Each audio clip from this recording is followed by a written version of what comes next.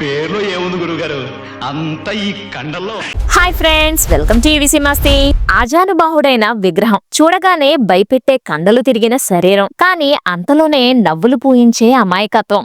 ఆయనే మన భీమరాజు గారు. బాడీ బిల్డర్ గా కెరీర్ మొదలుపెట్టి తెలుగు వెండితెరపై విలన్ గా, క్యారెక్టర్ ఆర్టిస్ట్ గా తనకంటూ ఒక ప్రత్యేకమైన గుర్తింపు తెచ్చుకున్న నటుడు భీమరాజు గారు. కేవలం గూండాల, రౌడీలా భయపెట్టడమే కాదు, చంటబ్బాయి సినిమాలో సౌమిత్రిగా కడుపుబ్బా నవ్వించిన హాస్యనటుడు కూడా. మల్లయోధుడి లాంటి రూపం ఉన్న సున్నితమైన హాస్యాన్ని పండించగల విలక్షణ నటుడు ఆయన. ఒకప్పుడు బాడీ బిల్డర్ గా రాణించి ఆ తర్వాత సినిమాల్లోకి ప్రవేశించి ఎన్టీఆర్, కృష్ణ, చిరంజీవి వంటి అగ్ర హీరోలతో నటించిన భీమరాజు గారి జీవితం వెనుక ఎవ్వరికీ తెలియని అనేక ఆసక్తికరమైన ఇంకా విషాదకరమైన కోణాలున్నాయి. సినిమా ఇండస్ట్రీలో ఒక వెలుగు వెలిగి అన్న ఎన్టీఆర్ గారి దృష్టిలో పడి ఆయన ప్రోత్సాహంతోనే సినిమాల్లోకి వచ్చి చివరికి అనామకంగా కనుమరుగైన భీమరాజు గారి గురించిన పూర్తి వివరాలు ఈ వీడియోలో మనం చెప్పుకుందాం. స్కిప్ చేయకుండా వీడియో చివరి వరకు చూడండి ఫ్రెండ్స్. అలాగే మా వీడియోకి తప్పకుండా హైప్ ఇవ్వండి ఫ్రెండ్స్. అలాగే మన ఛానల్లో చాలా మంది సినీ ప్రముఖుల గురించిన వీడియోలు వస్తూనే ఉంటాయి.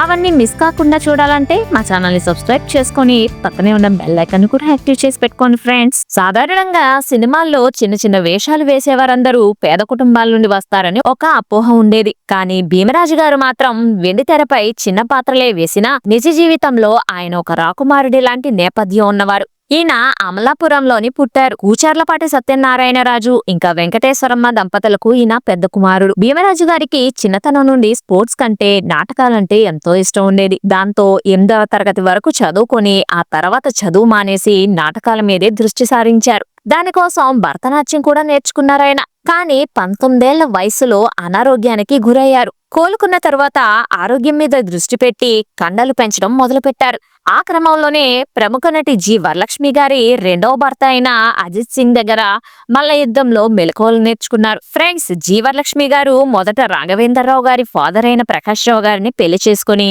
ఆ తర్వాత ఆయన్ని వదిలేసి అజిత్ సింగ్ గారిని రెండో పెళ్లి చేసుకున్నారు. ఆ వివరాలన్నీ జి వరలక్ష్మి గారి బయోగ్రఫీలో వివరించడం జరిగింది. ఇంట్రెస్ట్ ఉంటే ఆ వీడియో మన ఛానల్లో అవైలబుల్ గా ఉంది ఫ్రెండ్స్. వీలైతే ఒకసారి చూసేయండి, లింక్ డిస్క్రిప్షన్ లో ఇస్తున్నాను. భీమరాజు గారి శరీరాకృతిని చూసి ఆ రోజుల్లో చాలా మంది ఆశ్చర్యపోయేవారు. ఆయన కండలు తిరిగిన శరీరం, ఎత్తైన విగ్రహం, విశాలమైన ఛాతీ ఆ రోజుల్లో హీరోలకు కూడా సాధ్యం కాని విషయం. ఆయన మొదట్లో చాలా ముక్కోపిగా ఉండేవారు. సినిమాల్లోకి వచ్చాక ఏవో కారణాల వల్ల ఆయనకు కొంత ఆస్తి అమ్ముకోవాల్సి వచ్చింది. దాంతో ఇంట్లో వాళ్ళు ఆయన్ని బాగా మందలించారు. దానిని అవమానంగా భావించిన ఆయన చనిపోదామని రైలు పట్టాల మీద కోపంతో నడుస్తూ వెళ్లిపోయారు. కానీ ఆ రోజు ఆ ట్రాక్ మీద ఏ రైలు రాకపోవటంతో ఎటువంటి ఘోరం జరగలేదు. కానీ ఈ సంఘటన ఆయనలో గొప్ప పరివర్తన తీసుకొచ్చింది. ట్రాక్ మీద కోపంతో ఊగిపోతూ వెళ్తున్న ఆయనకు పక్కన మైక్ సెట్ లో నుండి వెలుగు నీడలు సినిమాలో నుండి ఓ పాట వినిపించింది. ఆ పాట ఆయన్ని కదిలించింది. దాంతో ఆయన మనసు మార్చుకున్నారు. ఆ తరువాత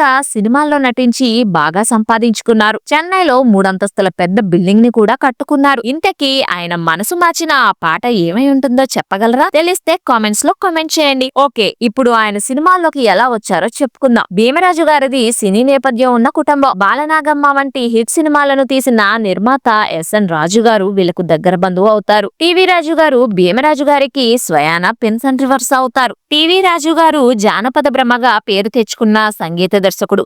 ఆయన కుమారుడు ప్రఖ్యాత సంగీత ద్వయం రాజ్కోటిలో ఒకరైన రాజ్ గారు భీమరాజు గారికి సోదరుడవుతారు. ఫ్రెండ్స్, టీవీ రాజు గారి బయోగ్రఫీ కూడా మన ఛానల్లో అవైలబుల్ గా ఉంది. వీలైతే ఒకసారి చూసేయండి. టీవీ రాజు గారు సంగీతం అందిస్తున్న సినిమా బాలనాగమ్మ. అదే టైంలో షూటింగ్ చూడటానికి వెళ్లినప్పుడు ఎన్టీఆర్ గారి దృష్టిలో పడ్డారు భీమరాజు గారు. ఆయన పర్సనాలిటీని చూసిన అన్నగారు సినిమాలకు పనికొస్తాడు అనుకొని రేచుక్క పగడచుక్క సినిమాలో అంగరక్షకుడుగా భీమరాజు గారికి తొలి అవకాశం కల్పించారు. ఆ తర్వాత మనోరమ, కూతురి కాపురం ఇలా పలు సినిమాల్లో గూండాగా, బాడీగార్డ్ గా, పోలీస్ ఆఫీసర్ గా, కామెడీ విలన్ గా ఆయన అనేక పాత్రలు చేస్తూ వచ్చారు. భీమరాజు గారికి బాగా గుర్తింపు తెచ్చిన సినిమా అంటే 1969లో వచ్చిన ఏఎన్ఆర్ గారి ఆదర్శ కుటుంబం అని చెప్పాలి. ఈ సినిమాలో భీమరాజు గారు పోషించిన ప్రతాప్ పాత్ర ఆయన నిజ జీవితానికి అద్దం పడుతుంది. ఇందులో ఆయన భార్యగా గీతాంజలి గారు నటించారు. ఈ పాత్రలో ఆయన ఎప్పుడూ వ్యాయామాలు చేస్తూ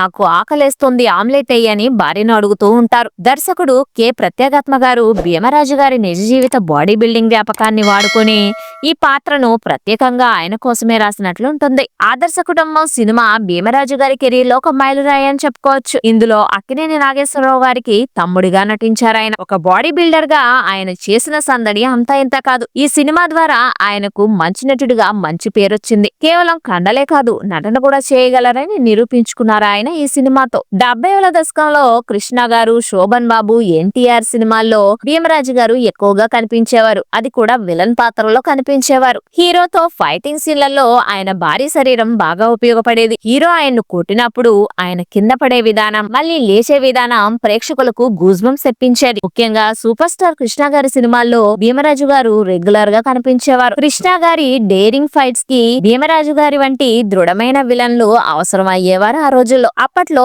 ఆ లోటు తీర్చిన వారిలో భీమరాజు గారు ఒకరు. బాడీ బిల్డర్ అయిన భీమరాజు గారిలోని అమాయకత్వాన్ని జంధ్యాల గారు పసిగట్టారు. జంధ్యాల గారి దర్శకత్వంలో వచ్చిన క్లాసిక్ కామెడీ వివాహ భోజనంబు. ఈ సినిమాలో భీమరాజు గారు తనదైన శైలిలో నవ్విస్తారు. భీమరాజు గారి కెరీర్ లోనే కాకుండా తెలుగు కామెడీ చరిత్రలో నిలిచిపోయే పాత్ర ఇన్స్పెక్టర్ సౌమిత్రి. మెగాస్టార్ చిరంజీవి హీరోగా హాస్యబ్రహ్మ జంధ్యాల దర్శకత్వంలో వచ్చిన చంటబ్బాయి సినిమాలో భీమరాజు గారు పోషించిన ఈ పాత్ర అజరామరం. ఒక గంభీరమైన పోలీస్ ఆఫీసర్ కానీ అతి తెలివిగల డిటెక్టివ్ జేమ్స్ బాండ్ వల్ల పదే పదే ఇబ్బందులు పాలవుతూ ఉంటాడు. చిరంజీవి ఆయన్ని సౌమిత్రి అని పిలిచే విధానం, దానికి భీమరాజు గారు ఇచ్చే అమాయకపు ఎక్స్ప్రెషన్ థియేటర్ లో నవ్వులు పువ్వులు పూయించాయి. విచిత్రం ఏంటంటే ఇదే భీమరాజు గారి ఆఖరి సినిమా కూడా. అన్నగారు ఎన్టీఆర్ గారికి భీమరాజు అంటే ప్రత్యేకమైన అభిమానం ఉండేది. భీమరాజు గారి బంధువులు అయిన ఎస్ఎన్ రాజు గారు, టీవీ రాజు గారు ఎన్టీఆర్ గారికి సన్నిహితులు కావటంతో భీమరాజు గారి మీద ఎన్టీఆర్ గారు ప్రత్యేక శ్రద్ధ చూపించేవారు. భీమరాజు గారు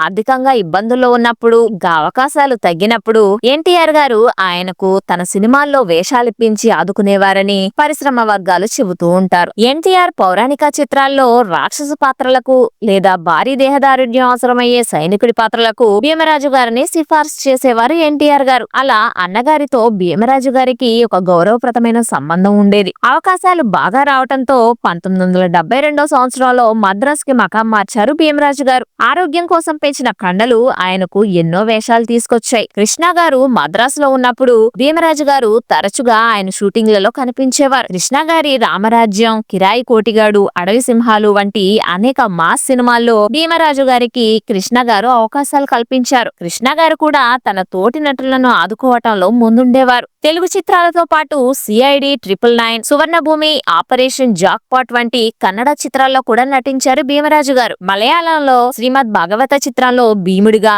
సత్యవాణి సావిత్రిలో యముడుగాను నటించారు. ఇలా తెలుగు, కన్నడ, మలయాళ భాషల్లో దాదాపు 500 చిత్రాల్లో నటించారు ఆయన. భీమరాజు గారి వ్యక్తిగత విషయానికి వస్తే భీమరాజు గారి వివాహం ఒక సాధారణ కుటుంబానికి చెందిన మహిళతో జరిగింది. ఆయనకు 5 పిల్లలున్నారు. అయితే తండ్రి పడిన కష్టాలు చూసి సినిమా పరిశ్రమలోని అస్థిరతను గమనించి ఆయన పిల్లలు సినిమా రంగానికి దూరంగా ఉన్నారు. చంటబ్బాయి సినిమా తర్వాత తన సొంత ఊరికి తిరిగి వెళ్లిపోయారాయన. బాడీ బిల్డర్ గా ఉన్నప్పుడు ఆయన తీసుకున్న హై ప్రోటీన్ డైట్ ప్రభావం వయసుపై పడ్డాక ఆయన ఆరోగ్యంపై తీవ్ర ప్రభావం చూపించిందని అంటుంటారు అందరూ. పశ్చిమ గోదావరి జిల్లా మారంపల్లిలో స్థిరపడిన భీమరాజు గారు తన 72వ ఏట కన్నుమూశారు.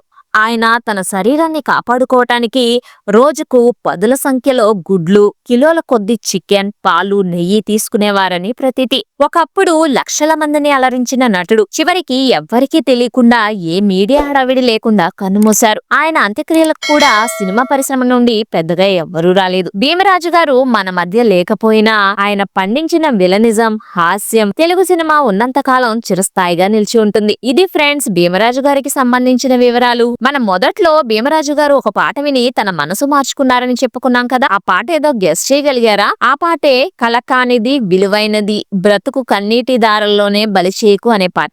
గ్రేట్ సాంగ్ కదా. ఆ రోజుల్లో సాహిత్య విలువలు అలా ఉండేవి. మరి that's all for this video friends. ఈ వీడియో మీకు నచ్చినట్లయితే లైక్ చేయండి, షేర్ చేయండి. మరిన్ని ఆసక్తికరమైన సినీ విశేషాల కోసం టీవీసీ మస్తీ ఛానల్ ని సబ్స్క్రైబ్ చేసుకోండి. Thanks for watching friends.